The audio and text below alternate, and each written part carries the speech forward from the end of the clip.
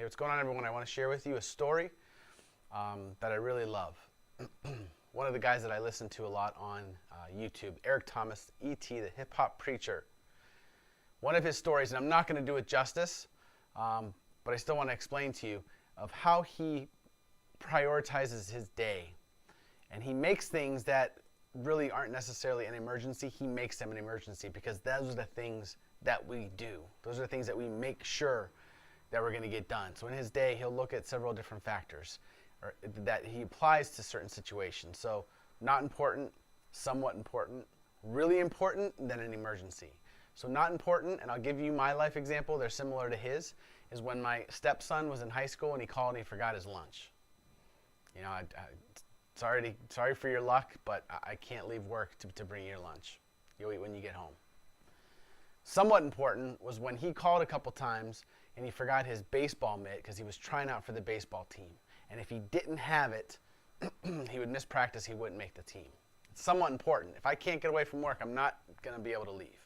But if I can, if I was able to not have patients at certain times and I can run it up there, I'll do it for him. That's somewhat important. Very important is, just like he says on his thing, is when my wife has the to-do list and she leaves or weekend or things that have to be done, it's very important. You know, it's good for me to get that done because it changes the entire emotional state of the house when she comes home and only 40% of it's done, 50% of it's done.